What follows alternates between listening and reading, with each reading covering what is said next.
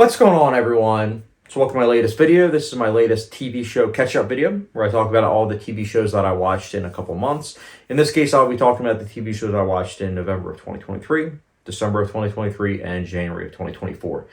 So there were 3 TV shows that I'll be talking about. Now, technically, I did watch, well, I should say, catch up to Yellowstone. I will not be talking about that. I'm going to just review that whole show once we finally get Season 5, Part 2.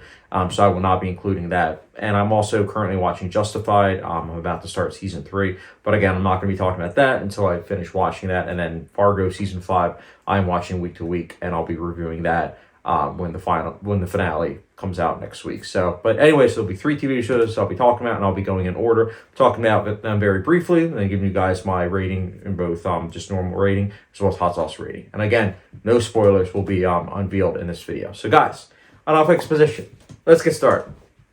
So kicking things off, November I saw The Fall of the House of Usher. This is the latest Mike Flanagan show. He's the same director that did Dr. Sleep, Oculus, and a slew of other horror films. He's a director that I haven't really seen too many of his TV shows other than House on Haunted Hill, which I thought was rock solid. Here, The Fall of the House of Usher, if you don't know the premise, it's about 2 ruthless siblings who unfortunately have a family dynasty that is slowly falling apart. And we as viewers are witnessing that with each passing episode. The premise is interesting, and it does take from Edgar Allan Poe, which I do think that on paper sounds interesting. But unfortunately, in execution, I felt this was kind of a mess, and a predictable mess, I might add. Really didn't find the filmmaking to be that interesting. The acting is good for sure. Some of the production design is good. I liked Carla Gugino. I think she was great. Of course, Bruce Greenwood is also good.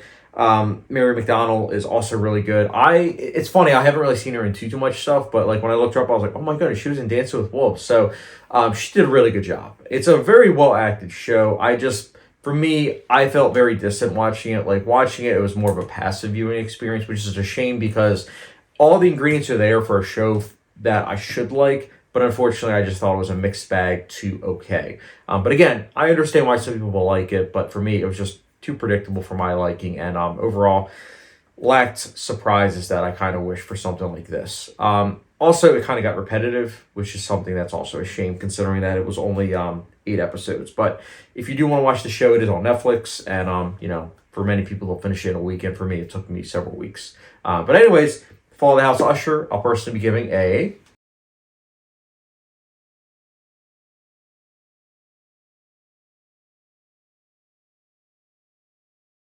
And next up, we have the TV show Ping Pong, the animation, which came out in 2014, 11 episodes long. And I want to give a huge shout out to 2 of my friends, Austin Rawcliffe and Kevin Clark. These are 2 friends that have been recommending this show to me for at least 6 years. And I finally decided to do a free subscription of Crunchyroll, which is basically a week trial. So I was like, okay, I need to finish this in a week. And I did. I finished it in a couple of days.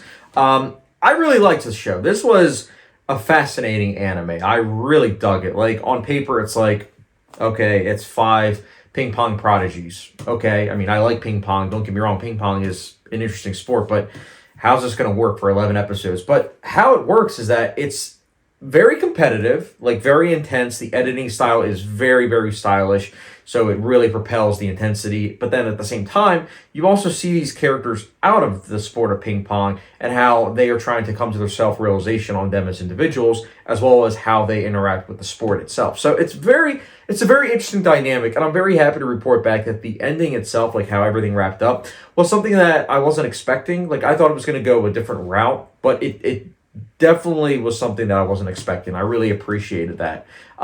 It's also, again, very stylish. Like it's very much so feels like something that only an anime could do. Like I could not imagine this in live action. I do not think it would work in the slightest. So I just am so glad that I saw this show. I really liked it. Love the soundtrack. It's very, very hypnotic. Love the pacing of the show overall and just the voice acting, animation style. Like I said, everything comes together. It is quite a good show. And I can definitely see myself watching this again down the line. It is really good. And yeah, Ping Pong animation, please check it out. And that's why for me, I'll be giving Ping Pong animation a...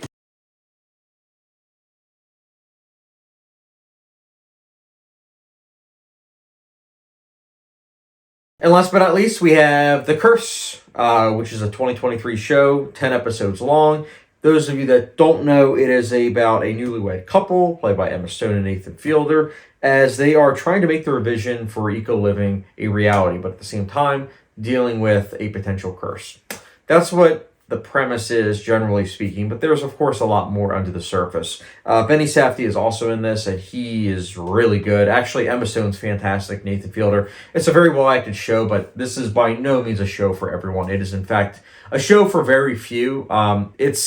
It's very uncomfortable watching it, but I mean that in a good way. Like, for many people, I can see them, being turned off by the fact that it's uncomfortable, but it's intentionally trying to blend hyper-realism with hyper-fantasy.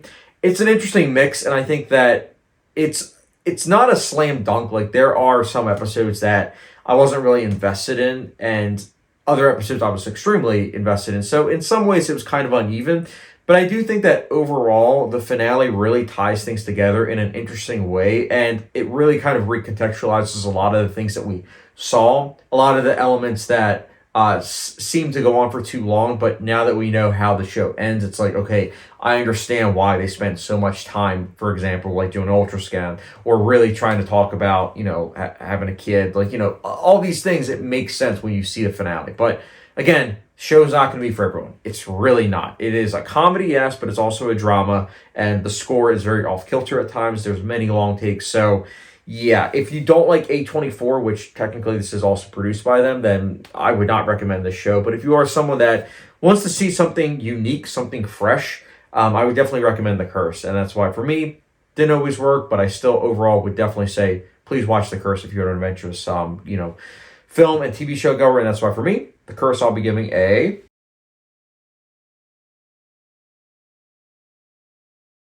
Yeah, guys, that is my TV show catch-up video. Again, just wanted to talk about these shows very briefly, just so that way they are now on your radar.